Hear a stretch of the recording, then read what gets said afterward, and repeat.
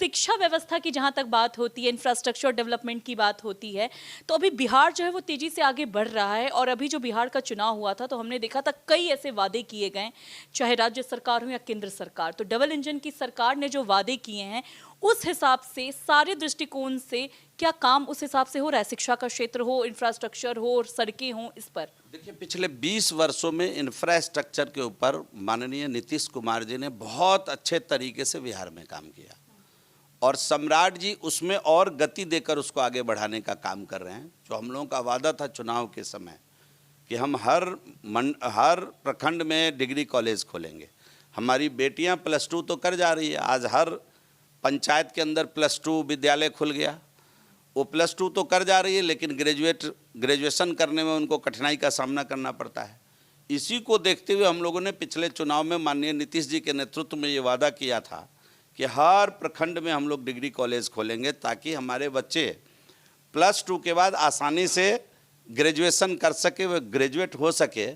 और मुझे बताते हुए प्रसन्नता हो रही है कि माननीय सम्राट चौधरी जी के नेतृत्व में इस वादे को पूरा कर दिया गया है। और आपको बताते हुए बहुत खुशी हो रही है कि 1 जुलाई से बिहार के सभी प्रखंडों में लगभग बच्चों का एडमिशन, ये डिग्री कॉलेज खुल चुका है और बच्चों की नामांकन की प्रक्रिया प्रारंभ हो चुकी है। और जहाँ तक बिहार की शिक्षा का सवाल है, तो अभी सरकार ने दमदार मंत्री भी शिक्षा विभाग में बनाया, आदरणीय मिथिलेश तिवारी जी को, और वो जोरदार काम कर रहे हैं अपने विभाग के लिए। आप समझ लीजिए, मुझे पूरा आशा ही नहीं, पूरा यकीन है कि उनके नेतृत्व में शिक्षा अपने मुकाम पर पहुंचेगा। और बिहार सरकार में माननीय मुख्यमंत्री जी को धन्यवाद देना चाहता हूं कि आज सबसे ज़्यादा पैसा बजट के अंदर शिक्षा विभाग के लिए प्रावधानित किया गया। सबसे बड़ा बिहार का शिक्षा विभाग, सबसे बड़े बजट के आकार वाला शिक्षा विभाग है। और हम समझते हैं कि उसका समुचित प्रयोग करते हुए, उपयोग करते हुए शिक्षा की जो व्यवस्था है, जिसके लिए बिहार जाना जाता था, आदरणीय मिथिलेश तिवारी जी के नेतृत्व में वह मजबूत होगा। तो एक सवाल यहाँ पर यह भी है कि जब बिहार का चुनाव हो रहा था तो सबसे ज़्यादा युवा के रोजगार और पलायन पर सवाल उठे थे और एक एजेंडा बनाया गया था कि 5 सालों के अंदर अब जो सरकार आएगी 1 करोड़ से ज़्यादा युवाओं को रोजगार दिया जाएगा।